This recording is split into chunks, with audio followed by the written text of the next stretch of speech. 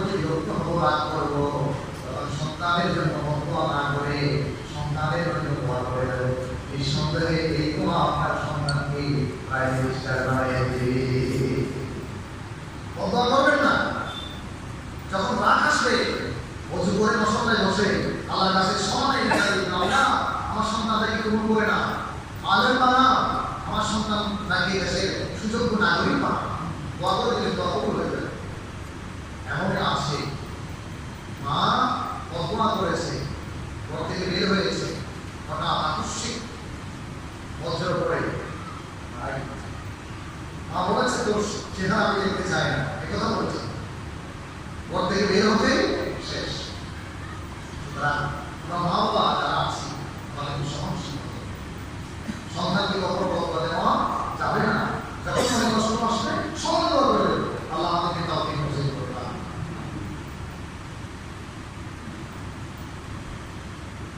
দুনিয়ায় থাকা অবস্থায় এবং দুনিয়া থেকে যাওয়ার পরে আমাদেরকে আল্লাহ তাআলা দোয়া শিখিয়ে দিয়েছেন, তাদেরকে দোয়া করতে। রাসূল বলেছেন যতক্ষণ পর্যন্ত মানুষেরা তার মা বাবার জন্য দোয়া করে না ততক্ষণ পর্যন্ত আল্লাহ রাব্বুল আলামিন দোয়া কবুল করেন না। সুবহানাল্লাহ, সুবহানাল্লাহ। যতক্ষণ পর্যন্ত মানুষেরা নামাজে, বিশেষ করে প্রত্যেক ফরজ নামাজের পরে মা বাবার জন্য দোয়া করবেন।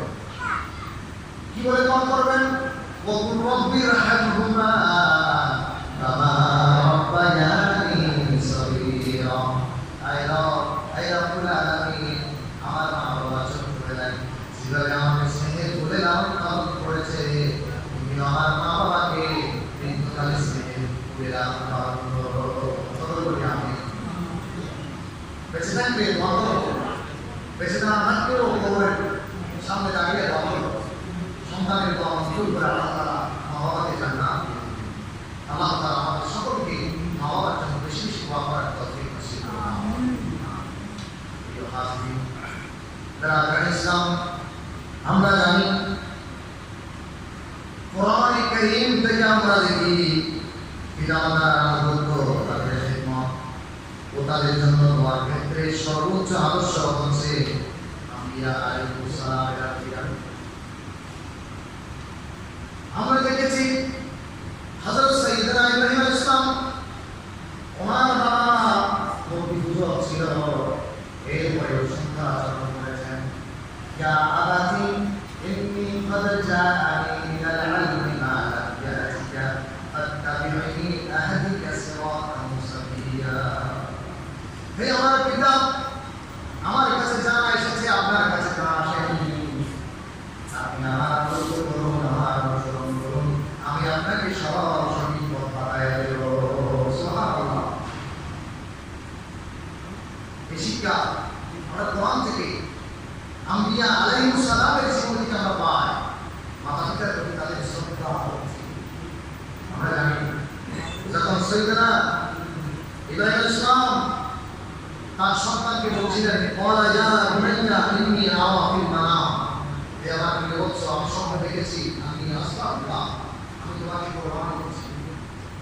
ওকে কি দিচ্ছি? কোরবানি দিচ্ছি। আনজুর মাযা তারা, এখন তুমি কি বলো, তোমার অভিমত কি? তখন সন্তান বলেছিল, ক্বালা ইয়া আবাতি ইফআল মা তু'মার সাতাজিদুনি ইনশাআল্লাহু মিনাস সাবিরিন। যোগ্য পিতা, যোগ্য সন্তান, সুবহানাল্লাহ। হে আব্বু, হে বাবা, আল্লাহর পক্ষ থেকে আপনি যেভাবে আদিষ্ট হয়েছেন, আল্লাহর আদেশ আপনি পালন করুন। আপনি আমাকে ধৈর্যশীলদের অন্তর্ভুক্ত হিসেবে পাবেন। বলেন সুবহানাল্লাহ। আমাদের সন্তানগুলোকেও এভাবে করার জন্য আমাদের এই ভূমিকা আছে। তাদেরকে ভূমিকা রাখতে হবে, আমাদেরকে ভূমিকা রাখতে হবে। আজকে আমাদের সন্তানগুলা কেন মা বাবার প্রতি এত বেশি নাফরমানি করছে? মা বাবাকে কেন বৃদ্ধাশ্রমে ঠেলে দিচ্ছে? মা বাবার সম্মান মর্যাদা কেন করছে না? একমাত্র শুধুমাত্র কারণ হচ্ছে আমরা আমাদের সন্তানগুলাকে দ্বীনি শিক্ষা দিতে, কোরআনের শিক্ষা দিতে ব্যর্থ হয়েছি। কোরআনের শিক্ষা, ওহীর শিক্ষা দিতে ব্যর্থ হওয়ায় আজকে সমাজে বিপর্যয় দেখা যাচ্ছে। কি দেখা দিচ্ছে? বিপর্যয়। ও দুনিয়ার মা বাবারা শুনো, অহাতিয়ার মানুষেরা শুনো, যে সন্তান এত কষ্ট করে লালন পালন করছেন, ডাক্তার বানালেন, ইঞ্জিনিয়ার বানালেন, সেনাবাহিনী বানালেন, পুলিশের ওসি বানালেন, কলেজের অধ্যাপক বানালেন, ইউনিভার্সিটির ভিসি বানালেন, এই সন্তান যদি দিন শিক্ষা দেওয়া না হয়, এই সন্তান কাল কিয়ামতের ময়দানে আমাদের জন্য বোঝা হয়ে যাবে। কি হয়ে যাবে? বোঝা। আল্লাহ তাআলা কথা বলছেন সূরা আহজাবের ভিতরে, ইয়াওমা তুকাল্লামু ওয়াজুহুহুম ফিন-নার, সেদিন জাহান্নামীদেরকে কবুল করা হবে। ইয়াকুলুনা ইয়া লাইতানা আতানা আল্লাহু ওয়া আতানা রাসূল, তা আফসোস করে বলবে, আমরা যদি রাসূলের আনুগত্য করতাম, আল্লাহর আনুগত্য করতাম, এই ধরনের কঠিন শাস্তির সম্মুখীন হতাম না। তারা আফসোস করবে। তখন তারা বলবে, রব্বানা ইন্না আতা'না সাদাতানা ওয়া কুবরা'ানা ফাদাল্লুনা as-সাবিল। হে আমার রব, আমরা বিশিষ্টজনদের অনুসরণ করেছি, নেতানেত্রীর অনুসরণ করেছি, মা বাবা, শিক্ষক, আমাদের সমাজ নেতা, রাষ্ট্র নেতা আমাদেরকে দিন বুঝতে দেয় নাই, দিন শিক্ষা দেয় নাই, কোরআন শিক্ষা দেয় নাই, কোরআন বুঝতে দেয় নাই, আপনার কালেমা শিক্ষা দেয় নাই, যার কারণে আমরা আজকে এরপরে বলবেন, রব্বানা আরিনাল্লাযীনা আযাল্লানা মিনাল জিন্নি ওয়াল ইনস ফাজআলহুমা তাহতা আকদামিনা লিয়াকুনা মিনাল আসফালিন। সেই দিন কি হবে? আমরা মা বাবা যারা দিন শিক্ষা দিই নাই, আমাদের সন্তানদেরকে আজকে আমরা বিচার দিচ্ছি, মসজিদের ইমামদেরকে সমাজে বিচার বসাচ্ছি, আমরা বিচার বসাচ্ছি এভাবে, আমার সন্তান আমাকে মেরে ঘর থেকে বের করে দিয়েছে, আমার পুত্রবধূ আমার সন্তান মিলে ঘর থেকে আমাকে বের করে দিয়েছে, আমার ঘর থেকে আমাকে বের করেছে, আমাকে মেরেছে, আমার গায়ে আঘাত করেছে। এমন এমন এমন এমন সোশ্যাল মিডিয়ায় দেখা যায়, সন্তান নিজের পিতাকে, নিজের মাকে যেভাবে ভাইয়ারা নির্যাতন করে, সেভাবে নির্যাতন করে, আঘাত করে। কারণ হচ্ছে আমরা তাদেরকে দিন শিক্ষা দিই নাই, কালকে আমাদের ময়দানে তারা আমাদের জন্য অভিশাপ হয়ে যাবে। সেই দিন তারা বলবেন, রব্বানা আরিনাল্লাযীনা আযাল্লানা মিনাল জিন্নি ওয়াল ইনস। আল্লাহ তাআলা জিনদের ভিতরে, মানুষদের ভিতরে যারা আমাদেরকে পথভ্রষ্ট করেছে, আমাদের বাবা, শিক্ষক, আমাদের ওস্তাদ, শিক্ষক, আমাদের নেতা, আমাদের মন্ত্রী, মিনিস্টার, যারা আমাদেরকে পথভ্রষ্ট করেছে, এই শিক্ষা আমাদেরকে দিন শিখতে দেয় নাই, কালিমা শিখতে দেয় নাই, তাওহীদ শিক্ষা শিখতে দেয় নাই, নাজআলুহা তাহতা আকদামিনা। আজকে আমাদের সামনে তাদেরকে নিয়ে আসুন, আমাদের সামনে তাদেরকে নিয়ে আসুন, নাজআলুহা তাহতা আকদামিনা লিয়াকুনা মিনাল আসফালিন। তাদেরকে সহ তাদের বুকের উপরে পাড়া দিয়া, তাদেরকে সহ নিয়ে আমরা জাহান্নামে চলে যাব। ইন্না লিল্লাহি ওয়া ইন্না ইলাইহি রাজিউন। ربنا آتهم ضعفين من العذاب ولعنهم لعنا كبيرا। আল্লাহ কি বলবেন? তারা, আল্লাহ আপনার আযাবকে তাদের জন্য ডবল করে দিন।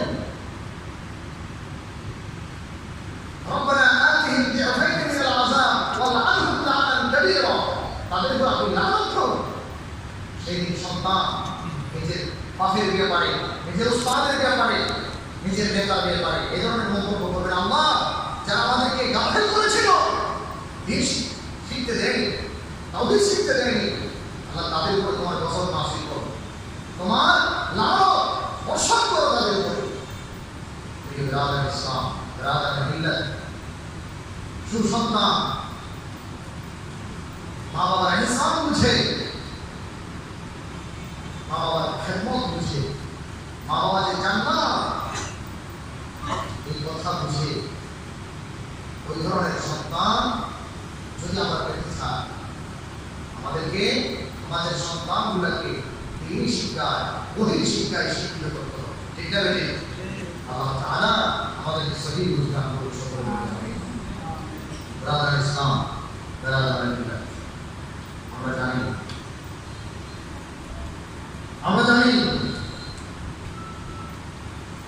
পিতামাতা কেমন, কত বড় নিয়ামত আছে। পিতামাতা যখন আমাদেরকে ডাক দিবেন, যদি আমরা তাহাজ্জুদের নামাজ আদায় করি, নামাজ ভেঙে দিতে হবে। যদি শাস্ত্রের নামাজে থাকি, নামাজ ছেড়ে দিতে হবে। নাফিলা নামাজে থাকলে নাফিলা নামাজ ছেড়ে দিতে হবে। এই ধরনের যত ইবাদত আছে, নাফিলা ইবাদত, সমস্ত ইবাদত ছেড়ে দিয়ে মা বাবার ডাকে সাড়া দিতে হবে। কারণ মা বাবার ডাকে সাড়া দেওয়া এটা ইবাদত। এটা কি ইবাদত? মা বাবার আনুগত্য করা এটা ফরজে আইন। সুবহানাল্লাহ। মা বাবার আনুগত্য করা এটা কি ফরজে আইন। প্রিয় মুসলিম ব্রাদার ইসলাম, ব্রাদার মিল্লাত, আল্লাহ তাআলা পবিত্র কোরআনে বলেছেন, وَوَصَّيْنَا الْإِنسَانَ بِوَالِدَيْهِ حَمَلَتْهُ أُمُّهُ وَهَنًا عَلَى وَهَنٍ وَفِصَالُهُ فِي عَامَيْنِ أَنِ اشْكُرْ لِي وَلِوَالِدَيْكَ إِلَيَّ الْمَصِيرُ। আমি وَوَصَّيْنَا الْإِنسَانَ, দুনিয়ার মানুষকে নির্দেশ দিয়েছি। কি নির্দেশ দিয়েছি? পিতামাতার প্রতি সদাচরণ করার জন্য। কে বলেছে? আল্লাহ। দুনিয়ার মানুষকে নির্দেশ দিয়েছি তারা যেন পিতা মাতার প্রতি সদাচরণ করে, পিতা মাতার প্রতি কি করে? সদাচরণ করে। কেন? তার মা তাকে অত্যন্ত কষ্টের সহিত গর্ভে ধারণ করেছে, অত্যন্ত কষ্টের সহিত তাকে গর্ভে ধারণ করেছে। হামালাতহু উম্মুহু ওয়াহানান আলা ওয়াহান, কষ্টের পর কষ্ট সহ্য করেছে। ওয়াবিসালুহু ফি আমাইন, 2 বছর ধরে খাওয়াইছে। সেজন্য মায়ের মর্যাদা বাপের চেয়ে 3 গুণ বেশি। সুবহানাল্লাহ। কারণ কি? এক নাম্বার হচ্ছে 10 মাস 10 দিন পেটে ধারণ করেছে। এক্সট্রা যদি কোনো একটা কিছু আমরা বহন করি, এটা পাতল হোক, এটা কিছু হোক, যে কোনো কিছু হোক, আমাদের বিরক্তের কারণ হয়ে যায়। কিন্তু আমার মা আমাকে 10 মাস 10 দিন গর্ভে ধারণ করেছে। আমরা জানি সূরা আনাম পড়লে বুঝতে পারবো, আল্লাহ তাআলা আলাল ইনসানি হিনুন মিনাদ দাহরি লাম ইয়াকুন শাইআন মাযকুরা।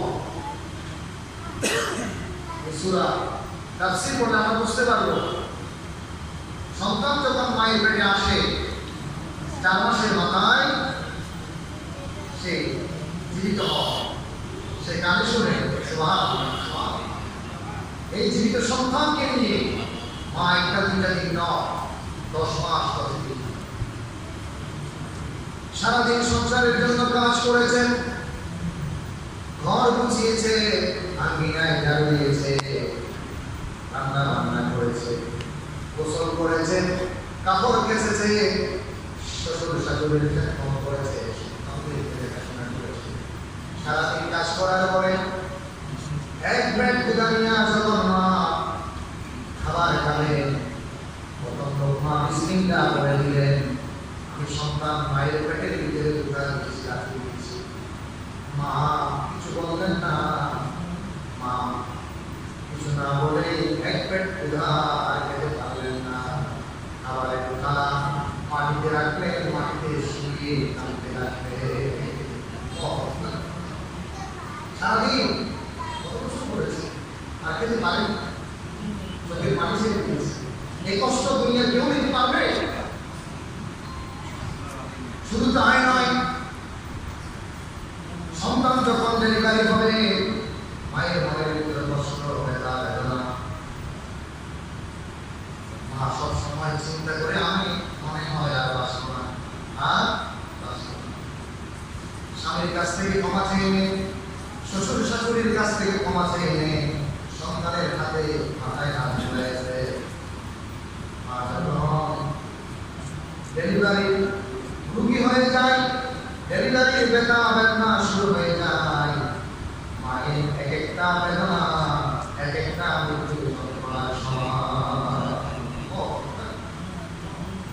দুনিয়ার ভুক্তভোগী মা ছাড়া আর কেউ যাবে না। আল্লাহ কোরআনে বলে দিয়েছেন, হামালাতহু উম্মুহু ওয়াহানান আলা ওয়াহান, কষ্টের পর কষ্ট শুরু হয়ে গেছে। ডেলিভারি হবে, ডেলিভারি হওয়ার পরে সন্তান যখন দুনিয়ায় আসলো, জিহাদের ময়দানের মতো রক্তাক্ত হয়ে গেল, জিহাদের ময়দানের মতো রক্তাক্ত হয়ে গেল। তখন মা অস্থির থাকে, আমার কি হয়েছে? মা চিন্তা করে না আমার ছেলে নামে, এটা চিন্তা করে না। 32টা নারী ছিলেন যন্ত্রণার ধন, 10 মাস 10 দিন তাকে কষ্ট করে পেটে ধারণ করেছে, কষ্ট পেয়েছে, কাফিরা খেতে পারেনি, পেটে ক্ষুধা ছিল, রাত্রে ঘুমাতে পারেনি। নবী করিম সাল্লাল্লাহু আলাইহি ওয়াসাল্লাম ইরশাদ করেছেন, মা যে সন্তান গর্ভে ধারণ করার কারণে ক্ষুধার কষ্ট পেয়েছে, ঘুমাতে পারেনি, আল্লাহ তাআলা মায়ের আমলনামায় তাহাজ্জুদের সওয়াব দিয়ে দেন। সুবহানাল্লাহ। মা যে খেতে পারেননি, সন্তান পেটে নিয়ে আল্লাহ তাআলা বলেছেন মায়ের আমলনামায় রোজার সওয়াব লিখে দেন। সুবহানাল্লাহ। রোজার সওয়াব লিখে দেন। রাজার ইসলাম মায়ের চোখের সামনে যখন সন্তান চলে আসলো, মা কত দয়ার অধিকারী, কত দয়ার অধিকারী। মা সমস্ত বেদনা 10 মাস 10 দিনের কষ্ট, ডেলিভারির সমস্ত কষ্ট ভুলে নিজের সন্তানের কপালে চুমা দিতে বলেন। সুবহানাল্লাহ। এই সন্তান কেউ নাকি, এই সন্তানেরা নাকি মাকে ভুলে যায়, মাকে ভুলে যায়। শুধু তাই নয়, 2.5 বছর বুকের দুধ খাওয়াইছে। এই বুকের দুধ হচ্ছে যে সন্তানের জন্য প্রতিষেধক, প্রতিষেধক রক্ত, মায়ের রক্ত খেয়ে খেয়ে বড় হয়েছে। সেই সন্তান নিজের মাকে ঘর থেকে বের করে, কত নাফরমান সন্তান, কত নাফরমান সন্তান। আল্লাহ বলছেন, খবরদার, আমি তোমাদেরকে নির্দেশ দিচ্ছি মা বাবার সাথে সদাচরণ করার জন্য আমি নির্দেশ করছি। রাজার ইসলাম, রাজার মিল্লাত। এরপরে আল্লাহ তাআলা বলছেন, সর্বপ্রথম আমার শুকরিয়া আদায় করবে, আমার শুকরিয়া আদায় করার পরে তোমরা মাতা পিতার কৃতজ্ঞতা বোধ আদায় করবে, শুকরিয়া আদায় করবে। সুবহানাল্লাহ। কে বলেছেন? আল্লাহ। কে বলেছেন? আল্লাহ। আমার শুকরিয়া আদায় করার পরে কৃতজ্ঞতা প্রকাশ করবে তোমার বাবা মা। কারণ দুনিয়ায় সন্তানের জন্য বড় বীর হচ্ছে বাবা এবং মা। দুনিয়ায় সন্তানের জন্য বড় বীর কে? বাবা এবং মা। দুনিয়ায় কোনো জায়গায় যাওয়ার দরকার নাই, কোনো আলেম বলা না, অবশ্যই যাবো আমরা বড় আলেমদের দরকারে যাবো দোয়া চাওয়ার জন্য। কিন্তু সবচেয়ে বড় বীর, বড় অলি হচ্ছে নিজের সন্তানের জন্য তার বাবা মা। বাবা মা যদি সন্তানের জন্য দোয়া করে, তার দিন ভুলে যাবে। সুবহানাল্লাহ। আর বাবা যদি নারাজ হয়,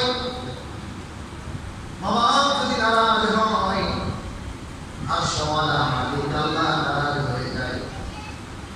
আমরা জানি হযরত আলকামা উনি একজন নবী করিম সাল্লাল্লাহু আলাইহি ওয়াসাল্লামের জামানায় সাহাবী ছিলেন। আলকামার জীবন সঙ্গী রাসূল সাল্লাল্লাহু আলাইহি ওয়াসাল্লামের দরবারে এসে বলছেন, ইয়া রাসূলুল্লাহ, ইয়া হাবিবাল্লাহ, অনেক দিন পর্যন্ত আমার স্বামী কষ্ট পাচ্ছে, জবান বন্ধ হয়ে গেছে, কিছুই বলতে পারছে না। আপনার কাছে এসেছি, কি হয়েছে আপনার? নবী করিম সাল্লাল্লাহু আলাইহি ওয়াসাল্লাম হযরত আলী সহ অনেক সাহাবায়ে কেরামদেরকে ডাকলেন, বললেন যে তোমরা কি জানো আলকামার বাবা মা জীবিত আছে কিনা? তখন সাহাবীরা বললেন, ইয়া রাসূলুল্লাহ, ইয়া হাবিবাল্লাহ, আলকামার মা জীবিত আছে। নবী করিম সাল্লাল্লাহু আলাইহি ওয়াসাল্লাম সংবাদ পাঠালেন, তোমরা জলদি যাও। রাসূল সাল্লাল্লাহু আলাইহি ওয়াসাল্লাম বুঝতে পারলেন ঘটনা কি, তোমরা জলদি আলকামার বাড়িতে যাও। আলকামার বাড়িতে গিয়ে বলো, আলকামার মা আমার এখানে আসবে, নাকি আমি যাও? সাহাবায়ে কেরাম সেখানে গেল, বললেন, মা আল্লাহর নবী মুহাম্মদ রাসূলুল্লাহ সাল্লাল্লাহু আলাইহি ওয়াসাল্লাম আমাদেরকে আপনার কাছে পাঠিয়েছেন। আপনি রাসূলের দরবারে যাবেন নাকি রাসূল আপনার দরবারে আসবেন? তখন বুড়ি মা বললেন, আমার বাবা মা রাসূলের জন্য কুরবান হোক, কেন রাসূল আমার কাছে আসবে? আমি রাসূলের দরবারে যাব। সুবহানাল্লাহ। লাঠির উপরে ভর করে চুপ করে রাসূলের দরবারে চলে গেল। রাসূল সাল্লাল্লাহু আলাইহি ওয়াসাল্লাম বুড়ি মাকে বললেন, মা আপনি সত্য কথা বলবেন, আপনি যদি সত্য কথা না বলেন আল্লাহ আমাকে জানিয়ে দিবেন। আপনি বলেন আপনার আল্লাহ আমার কেমন ছিল? সুবহানাল্লাহ। কেমন ছিল আল্লাহ আমাকে বলুন। তখন আমার মা চোখের পানি ছেড়ে দিল, ইয়া রাসূলুল্লাহ, ইয়া হাবিবাল্লাহ, আমার আল্লামা রোজা ভাঙে না, নামাজ কাজা করে না, দিনের কোনো বিষয় ছাড়ে না, কিন্তু আমার আল্লামা আমার উপরে তার বউকে প্রাধান্য দিয়েছে। আমার কথা না শুনে তার বউয়ের কথা শুনে আমাকে আমি কষ্ট পেয়েছি, আমি মা। তখন আল্লাহ রাসূল বললেন, মা মেহেরবানি করে আপনি আপনার সন্তানকে মাফ করে দিন। যদি আপনি আপনার সন্তানকে মাফ করে দিন আল্লাহ রহম করবেন, মাফ করে দিবেন। তখন আল্লাহ আমার মা বললেন, আল্লাহ যে আমাকে কষ্ট দিয়েছে আমার দিকে ফিরাচ্ছে, আমি মাফ করতে পারবো না। এই কথা শোনার পরে রাসূল সাল্লাল্লাহু আলাইহি ওয়াসাল্লাম সাহাবায়ে কিরামদেরকে উদ্দেশ্য করে বললেন, ও আমার সাহাবায়ে কিরামেরা, তোমরা লাকড়ি জোগাড় করো, লাকড়ি জোগাড় করো, লাকড়ি জোগাড় করে আলকামাকে এখানে নিয়ে আসবে, আগুন ধরে আলকামার লাশকে ঢেলে দেওয়া হবে।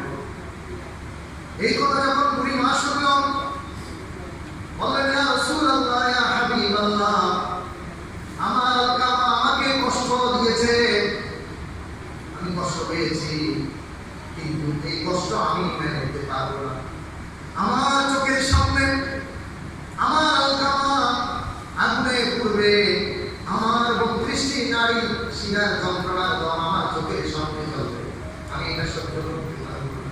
ইয়া রাসূলুল্লাহ, ইয়া হাবিবাল্লাহ, সাক্ষী থাকেন, আপনি সাক্ষী থাকেন, আমি আলকামার মা আলকামাকে ক্ষমা করে দিলাম। সুবহানাল্লাহ। ক্ষমা করে দেওয়ার সাথে সাথে আলকামার যে জবান বন্ধ হয়ে গিয়েছিল তার জবান ছুটে গিয়েছে, জবান ছুটে আল্লাহ নসিব হয়েছে, লা ইলাহা ইল্লাল্লাহ মুহাম্মাদুর রাসূলুল্লাহ বলতে বলতে ইন্তেকাল করেছে। গোসল দেওয়া হলো, জানাজার কাপড় দাপড় রেডি, জানাজার লাশ, ময়িতের লাশ নিয়ে আসা হলো। রাসূল সাল্লাল্লাহু আলাইহি ওয়াসাল্লাম জানাজার বক্তব্য দিলেন। আমাদের সমাজে যত বক্তব্য দেওয়া হয়, বক্তব্য শোনার, ময়িতকে সামনে রেখে বক্তব্য শোনার সেই ধৈর্য আমাদের নাই। ওলামায়ে-কেরামদেরকে আমরা বলি একেবারে তীব্র কথা বলি। এখন ওয়াজ করার সময় এগুলো কি কেন বলবো আমরা জানি না। রাসূল সাল্লাল্লাহু আলাইহি ওয়াসাল্লাম জানাজার মাঠে যে ব্যক্তির কর্জ ছিল, ঋণ ছিল, আল্লাহ রাসূল বলেছেন, এই ব্যক্তির ঋণ যদি কেউ শোধ করে না দেয়, আমি মুহাম্মদ সাল্লাল্লাহু আলাইহি ওয়াসাল্লামের ব্যক্তির জানাজা পড়ব না। বক্তব্য দিচ্ছেন জানাজার মাঠে, রাসূল আকরাম সাল্লাল্লাহু আলাইহি ওয়াসাল্লাম বক্তব্য দিচ্ছেন, ও আমার সাহাবায়ে কেরাম, তোমরা শোনো, তোমরা আমার এই বাণী পৌঁছে দিবা। আমার সাহাবায়ে কেরামরা নামাজ পড়ো, রোজা রাখো, হজ করো, যাকাত দাও, কোনো কিছুই কাজে আসবে না যদি তোমরা আমার নাফরমানি করো। সুবহানাল্লাহ। জানাজার মাঠে আল্লাহ রাসূল ঘোষণা দিয়েছেন, নামাজ পড়ো, হজ করো, রোজা রাখো, যাকাত দাও, যত কিছু ভালো কাজ করো না কেন, তুমি যদি তোমার ঘরে মা বাবাকে কষ্ট দিয়েছো, নারাজ করেছো, সব কিছু আল্লাহ ভ্যানিশ করে দিবে, সব কিছু নষ্ট করে দিবে। প্রিয় হাজির, রাসূল আকরাম সাল্লাল্লাহু আলাইহি ওয়াসাল্লামের কাছে একজন সাহাবী এসেছেন। জাআ ইলা নবী সাল্লাল্লাহু আলাইহি ওয়াসাল্লাম ফাস্তাযানাহু ফিল জিহাদ ওয়া ক্বালা হাইয়ু ওয়ালিদাকা ক্বালা নাআম ক্বালা ফাফিমা ফাজাহিদ। রাসূল আকরাম সাল্লাল্লাহু আলাইহি ওয়াসাল্লামের কাছে একজন সাহাবী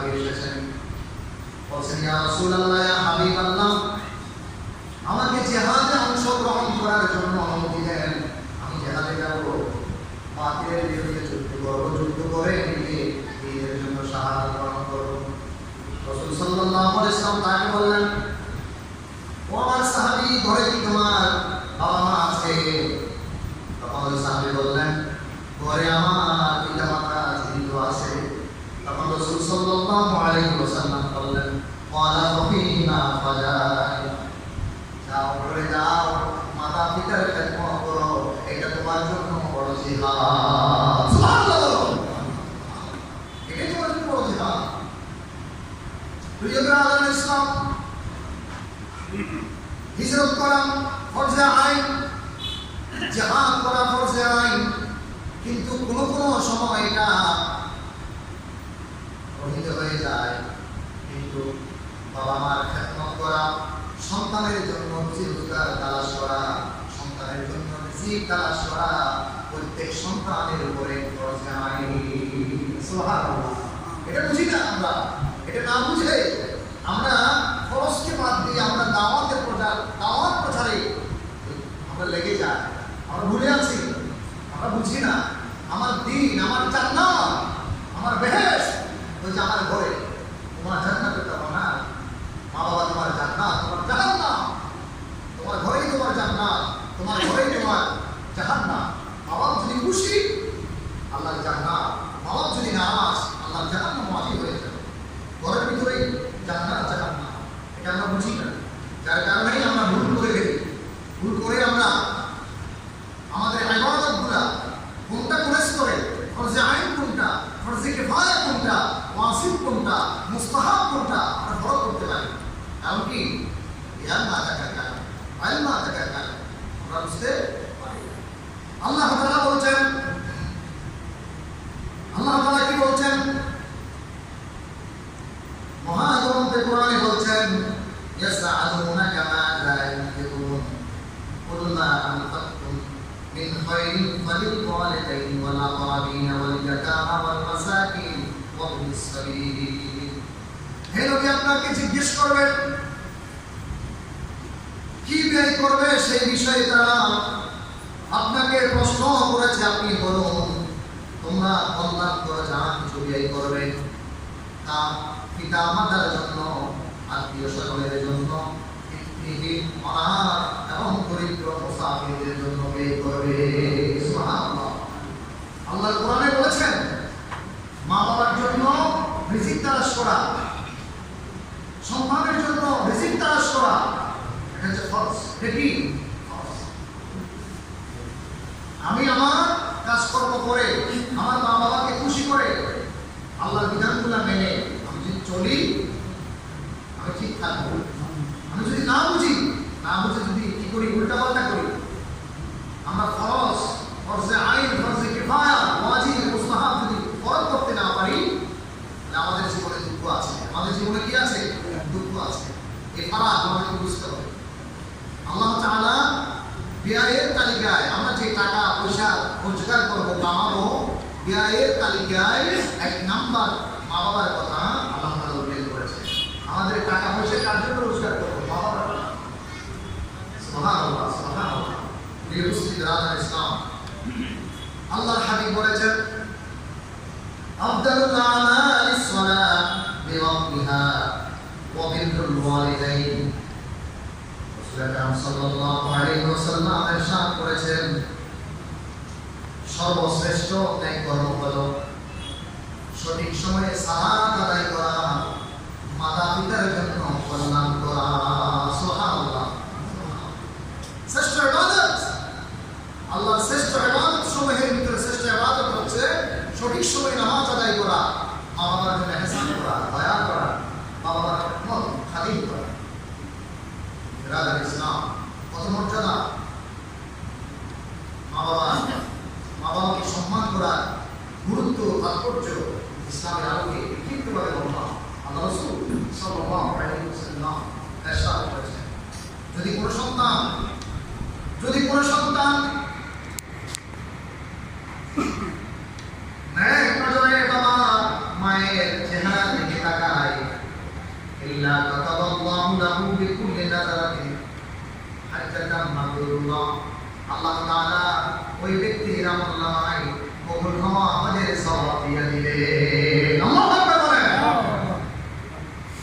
নেক নজরে যদি কোনো সন্তান তার বাবা মার চেহারার দিকে তাকায়, ভালোবাসার নজরে যদি তাকায়, আল্লাহ তাআলা ওই সন্তানের আমলনামায় মাবরুর হওয়া, কবুল হওয়া আমাদের সওয়াব দিয়ে দিবেন। সুবহানাল্লাহ।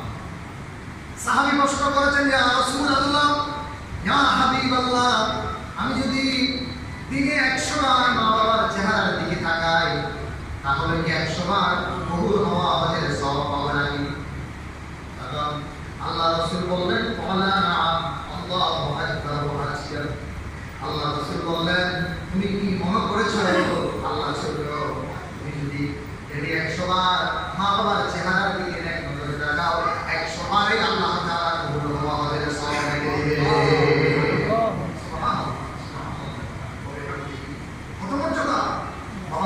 চেহারার দিকে তাকালেও কি কবুল হওয়া আমাদের সব পাওয়া যাবে। সুবহানাল্লাহ। ইসলাম আল্লাহর হাবিব বলেছেন, আল জান্নাতু তাহতা আকদামি উম্মাহাতিকুম। আবার অন্য হাদিসে এসেছে, আল জান্নাতু তাহতা আরজুলিহিমা। মা বাবার পায়ের নিচে দুনিয়ার সন্তানদের বেহেশত। আমরা জানি মুসা আলাইহিস সালাম আল্লাহর দরবারে বেশি বেশি বায়না করতেন, আল্লাহর দরবারে বেশি বেশি চাইতেন, কথা বলতেন, বেশি বেশি আল্লাহর সাথে কথা বলতেন।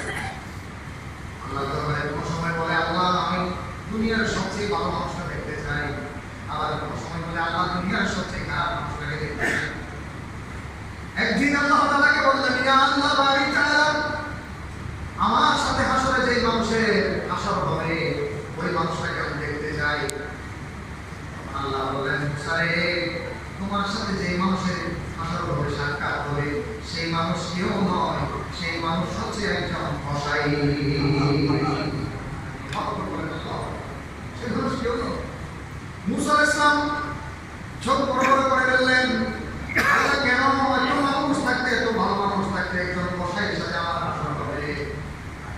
আল্লাহ তাআলা বললেন, মুসা রে, তুমি যাও, তার কাছে যাও, তুমি সেখানে যাও, দেখবা তার অবস্থা কি করে। আল্লাহ তাআলা তথ্য অনুযায়ী চলে গেল, ওই কসাইয়ের সাথে সাক্ষাৎ করতে বাজারে দেখলেন, তার পেশা বিক্রি দেখলেন, খেদমত দেখলেন। তার কাছে গিয়ে বললেন, আমি মুসা, আমি অনেক দূর থেকে এসেছি, আজকে কি আপনার ঘরের মেহমান হতে পারবো কিনা? তখন ওই কসাই বললেন, অবশ্যই অবশ্যই আসেন, অবশ্যই আপনি আমার মেহমান হতে পারবেন। হযরত মুসা আলাইহিস সালামকে নিয়ে গেলেন, নিয়ে যাওয়ার পর বৈঠক দিলেন। বৈঠক দেওয়ার পরে হযরত সাইয়েদনা মুসা আলাইহিস সালাম এই কসাইয়ের অবস্থা দেখলেন, পর্যবেক্ষণ করলেন, বসে আছেন। বললেন, আপনি বসেন, আমি আপনার জন্য খেদমত করব, মেহমানদারি করব। এই কথা বলে বসালেন। মুসা আলাইহিস সালাম তাকাই থাকলেন কি করে ওই কসাই গোশত বিক্রি করে বিকালে যখন আসলো, ওই আসার সময় বাজার থেকে গোশত নিয়ে আসলেন, রুটি নিয়ে আসলেন, দেখলেন মুসা আলাইহিস সালাম অবলম্বন করলেন, তাকালেন, একটা জায়গা থেকে একটা রুটি বের করলেন। রুটি বের করে সেই জায়গা থেকে একজন বুড়ি, যার চুলগুলা পেকে গেছে, গোশতগুলা ধরে গেছে, ঝুলে গেছে, একেবারে দুর্বল কোথায়, দেখলেন একেবারে অসহায়, কথা বলতে পারে না। ওই ব্যক্তি তাকে বের করলো, বের করার পরে যত্ন নিলেন, মাথায় আছড়াই দিলেন, চুমু দিলেন। এরপরে যে গোশত এনেছে, গোশতের টুকরা মুখে চালাচ্ছেন, নরম করে রুটি দিয়ে দিয়া আস্তে আস্তে মায়ের মুখে ঢুকাই দিয়েছেন। সুবহানাল্লাহ। মা গোশত খাচ্ছেন, আর সন্তানের চেহারার দিকে তাকায় তাকায় বলছেন, ও আল্লাহ, এই জামানার শ্রেষ্ঠ পয়গম্বর সাইয়েদনা মুসা আলাইহিস সালাম, আমি মা আমার সন্তানের খেদমত এহসান আমার কলিজা ঠান্ডা হয়েছে। আমি চাই আল্লাহ আমার সন্তানের সাথে আল্লাহ মুসার হাসর বসর তুমি করাই দিও। মুসা আলাইহিস সালাম দূর থেকে দেখলেন, কাছে আসলেন, বললেন, ভাই এটা কে? বললেন, ভাই এটা আমার মা, অনেকদিন পর্যন্ত এভাবে অসুস্থ দুর্বল কি মনে, আমি আমার মাকে খাওয়াই দিতে হয়, যত্ন নিতে হয়। আমি থাকি না বাড়ির ভিতরে, আমার মাটি ফাগল দেখে কোথায় মুসা আলাইহিস সালাম, মুসা আলাইহিস সালামকে আমি কোথায় পাবো? এই জামানার জলিলুল কদর পয়গম্বর আমার মাকে যখন আমি খেদমত করি, খাওয়াই দিই, বুড়ি মা ছোট্ট ছোট্ট করে বলে, ও আল্লাহ, আমার সন্তানের ব্যবহারে আদরে এহসানে আমি এত খুশি হয়েছি, আমার কলিজা ঠান্ডা হয়েছে, আমার কলিজা ঠান্ডা হয়েছে। আমার সন্তানকে এই জামানার শ্রেষ্ঠ পয়গম্বর মুসা আলাইহিস সালামের সাথে হাসর নাসর করাইয়া দিও। মুসা আলাইহিস সালাম কেঁদে দিলেন। মায়ের ভয় ভাবে কবুল হয়ে যায়। ওই যুবক, তোমার মা যে মুসা আলাইহিস সালামের কথা বলতেছে, সেই মুসা আলাইহিস সালামকে আর দেখার প্রয়োজন নাই। সেই মুসা আলাইহিস সালাম তোমার মায়ের দোয়ার বদৌলতে তোমার ঘরে তোমার মায়ের সামনে হাজির হয়েছে।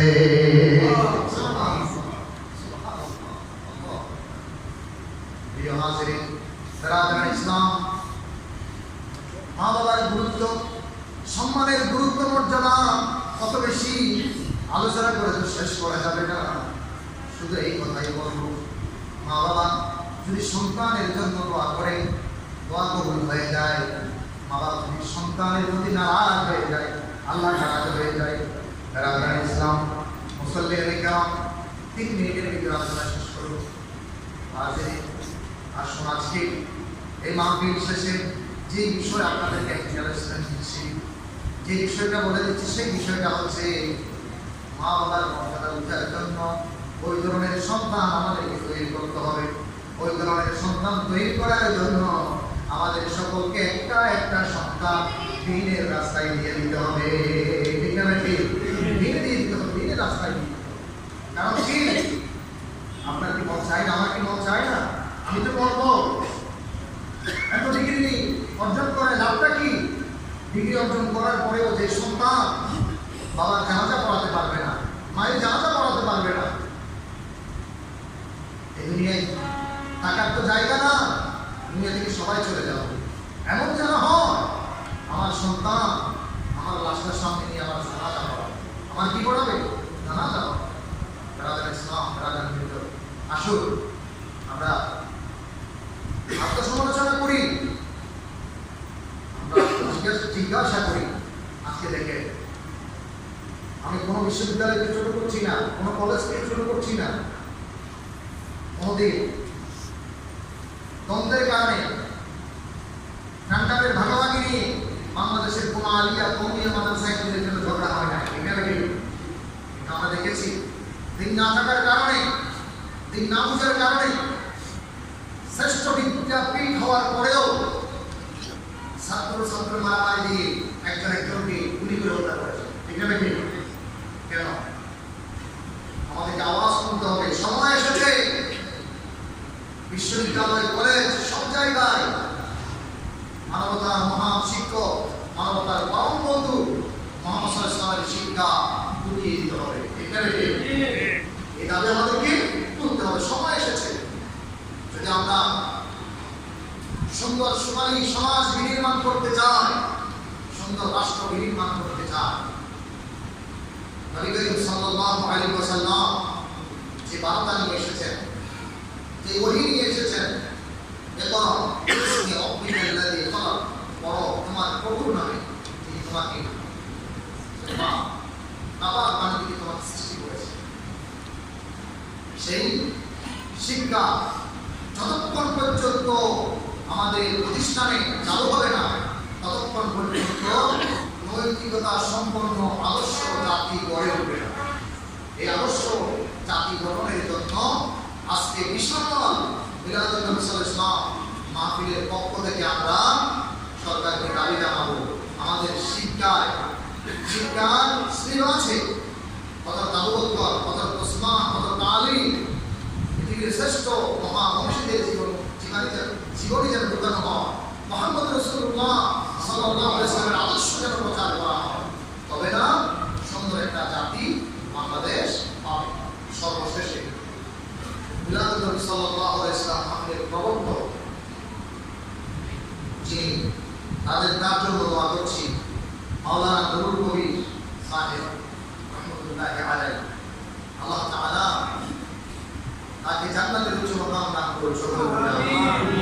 যারা যোগ করেছেন যুবক ভাইয়েরা, এলাকাবাসী সকলের জন্য দোয়া করি আল্লাহ তাআলা যেন সকলের সিনার ভিতরে কোরআন সুন্নাহর নূর দিয়ে আলোকিত করে, এই নূর, এই আলো এমন ভাবে যেন ছড়িয়ে পড়ে এই অঞ্চল থেকে কোরআন সুন্নাহর নূর আলো ছড়িয়ে পড়ে সারা বাংলাদেশে যেন ছড়িয়ে যায় এই মাহফিলের আলো।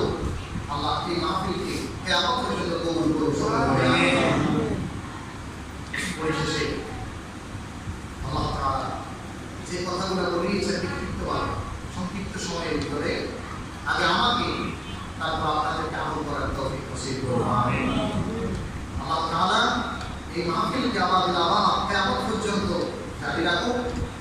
এলাকাবাসীর জন্য দোয়া করছি, মুসলিম সমাজের জন্য দোয়া করছি। যারা আসবেন তারা যেন সহি সালামতে আজকের শেষ সমাপনী দিবসে উপস্থিত হতে পারে, শেষ মোনাজাতে অংশগ্রহণ করতে পারে, নিরাপত্তার সহিত আল্লাহ আশার তৌফিক নসিব করুন। আমিন। ওয়া আখিরু দাওয়ানা আলহামদুলিল্লাহ ওয়া আসসালামু আলাইকুম ওয়া রাহমাতুল্লাহি ওয়া